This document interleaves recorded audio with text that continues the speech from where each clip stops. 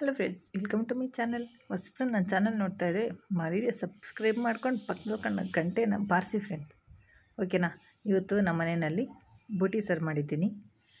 ಮುದ್ದೆಗೆ ಬೂಟಿ ಸಾರು ತುಂಬಾ ಸೂಪರಾಗಿರುತ್ತೆ. ಈಗೆಲ್ಲ ಫಂಕ್ಷನ್ಗಳಲ್ಲೂ ಇದೇ ಇರುತ್ತಲ್ವ.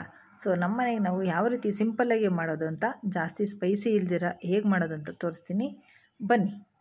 ಮೊದಲು ಬೂಟಿನ ತಗೊಂಡು ಬಂದು ಅವ್ರು ಅರ್ಧ ತೊಳೆದಿರ್ತಾರೆ. ನಾವು ಮತ್ತೆ ಕ್ಲೀನಾಗಿ ತೊಳೆದು ಕಟ್ ಮಾಡಿ, ಫಸ್ಟು ಬೋಟಿಗೆ ಎಷ್ಟು ಬೇಕೋ ಅಷ್ಟು ರುಚಿಗೆ ತಕ್ಕಷ್ಟು ಉಪ್ಪು ಹಾಕಿ, ಮತ್ತು ಕುಕ್ಕರಲ್ಲಿ ಒಂದು 2 ವಿಸಿಲ್ಲು ಬೇಯಿಸಿ ಇಟ್ಕೋಬೇಕು.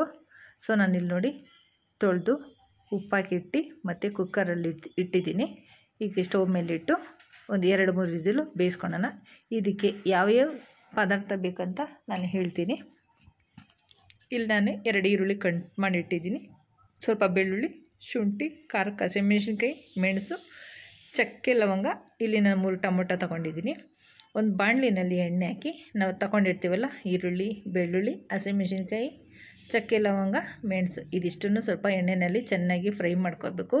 ಇದು ಫ್ರೈ ಆದಮೇಲೆ ನಾವು ಕಟ್ ಮಾಡಿರೋ ಟೊಮೊಟೊನ ಹಾಕಿ ಟೊಮೊಟೊ ಮೆತ್ತಗಾಗೋವರೆಗೂ ಫ್ರೈ ಮಾಡ್ಕೋಬೇಕು. ಅದೆರಡು ಫ್ರೈ ಆದಮೇಲೆ ಇಲ್ಲಿ ನಾನು 4 ಸ್ಪೂನು ಧನಿಯಾ ಪುಡಿ ಮತ್ತು ಖಾರಕ್ಕೆ ಆಗಲೇ ನಾನು ಒಂದು 5 ಹಸಿಮೆಣಸಿನ್ಕಾಯಿ ಹಾಕಿದ್ದೀನಿ. ಮತ್ತು ಇಲ್ಲಿ ಖಾರಕ್ಕೆ ನಾನು ಒಂದು 2 ಸ್ಪೂನ್ ಮಾತ್ರ ಖಾರ ಪುಡಿ ಹಾಕಿದ್ದೀನಿ ಫ್ರೆಂಡ್ಸ್. 4 ಸ್ಪೂನ್ ಧನಿಯಾ ಪುಡಿ, 2 ಸ್ಪೂನು ಖಾರ ಪುಡಿ. ನಮ್ಮದು ಖಾರ ಸ್ವಲ್ಪ ಕಮ್ಮಿ ಇದೆ, ಅದಕ್ಕೆ ನಾನು 2 ಸ್ಪೂನ್ ಹಾಕಿದ್ದೀನಿ. ಇದಿಷ್ಟು ಹಾಕಿ ತಣ್ಣಗಾದ್ಮೇಲೆ ಮಿಕ್ಸಿಗೆ ಹಾಕಿ ರುಬ್ಬಬೇಕು. ಬಿಸಿ ಇರೋದಕ್ಕೆ ರುಬ್ಬಕ್ಕೆ ಹೋಗ್ಬಿಡಿ, ಮಿಕ್ಸಿ ಹಾಳಾಗುತ್ತೆ. ಸೊ ನೋಡಿ, 2 ವಿಸಿಲ್ ಆಗಿದೆ, ಕುಕ್ಕರ್ ತೆಗ್ದಿದ್ದೀನಿ. ಈಗ ರುಬ್ಬಿಟ್ಟಿರೋ ಮಸಾಲೆನ ಕುದೀತಾ ಇರೋ ಬೋಟಿಗೆ ಹಾಕಿ, ಅದು ಮಸಾಲೆ ನೀರು ವೇಸ್ಟ್ ಮಾಡಬಾರ್ದು. ಈ ಕುಕ್ಕರಾಗಿ ಮಿಕ್ಸಿನಲ್ಲಿ ಇರೋದಕ್ಕೆಲ್ಲ ಫುಲ್ಲು ನೀರು ಹಾಕಿ, ಸ್ವಲ್ಪನೇ ನಿಮ್ಗೆ ಎಷ್ಟು ಬೇಕೋ ಅಷ್ಟು, ಜಾಸ್ತಿ ನೀರು ಬೇಕಂದರೆ ಸ್ವಲ್ಪ ನೀರು ಹಾಕ್ಕೋಬೋದು. ಇಲ್ಲ ನಮಗೆ ಗಟ್ಟಿಗೆ ಬೇಕಂದರೆ ಮಸಾಲೆ ನೀರು ಸ್ವಲ್ಪ ಫುಲ್ಲು ಎಲ್ಲ ಕಲಸಿ ಹಾಕಿ, ರುಚಿಗೆ ತಕ್ಕಷ್ಟು ಉಪ್ಪು ಹಾಕಿ ಚೆನ್ನಾಗಿ ಅದನ್ನು ಕಲಸ್ಕೋಬೇಕು. ಯಾಕಂದರೆ ಒಂದೇ ಕಡೆ ಇತ್ತು ಅಂದರೆ ಬೋಟಿ ಮಸಾಲೆ ಅದು ಒಂದೇ ಕಡೆ ಸ್ಟಕ್ಕಾಗಿರುತ್ತೆ. ಬೇರೆ ಬೋಟಿಗೆಲ್ಲ ಉಪ್ಪು ಖಾರ ಮಸಾಲೆ ಹಿಡ್ದಿರೋದಿಲ್ಲ. ಅದಕ್ಕೋಸ್ಕರ ನೀವೇನು ಮಾಡಬೇಕು, ಚೆನ್ನಾಗಿ ಕಲಿಸ್ಕೋಬೇಕು. ಬೋಟಿನ ಸುತ್ತೂ ಚೆನ್ನಾಗಿ ಕಲಸಿ, ನಾವು ಫಸ್ಟ್ ಆಲ್ರೆಡಿ ಉಪ್ಪು ಹಾಕಿದ್ದೀವಿ. ಸೊ ನೀವು ಈಗ ಉಪ್ಪನ್ನ ನೀವು ನೋಡಿಕೊಂಡು ಉಪ್ಪು ಹಾಕ್ಕೋಬೇಕಾಗತ್ತೆ. ಯಾಕಂದರೆ ಫುಲ್ಲು ಉಪ್ರೋಸಾದರೆ ಇದನ್ನು ನೀವು ಕಂಟ್ರೋಲ್ ಮಾಡೋಕ್ಕಾಗಲ್ಲ ಫ್ರೆಂಡ್ಸ್. ಇದನ್ನ ಅಂದರೆ ಕಮ್ಮಿ ಮಾಡೋದಕ್ಕಾಗೋದಿಲ್ಲ. ಅದಕ್ಕೋಸ್ಕರ ಉಪ್ಪು ನೋಡಿಕೊಂಡು ನೀವು ಮತ್ತೆ ಸ್ವಲ್ಪ ಕಮ್ಮಿ ಇತ್ತು ಅಂದರೆ ರುಚಿಗೆ ತಕ್ಕಷ್ಟು ಉಪ್ಪು ಹಾಕಿ ಮತ್ತು ಇದನ್ನು ಕುದಿಯೋದಕ್ಕೆ ಬಿಡಬೇಕು. ಒಂದು ಆಪ್ಷನಲ್ ಇದಕ್ಕೆ ಏನಂದರೆ ಸಬ್ಬಕ್ಕಿ ಸೊಪ್ಪು ಇಲ್ಲಾಂದರೆ ಚುಕ್ಕೆ ಸೊಪ್ಪು ಅಂತ ಸಿಗುತ್ತೆ, ಅದನ್ನು ಹಾಕಿದ್ರೆ ಬೋಟಿ ಗೊಜ್ಜು ಇನ್ನೂ ತುಂಬ ಸೂಪರಾಗುತ್ತೆ ಫ್ರೆಂಡ್ಸ್.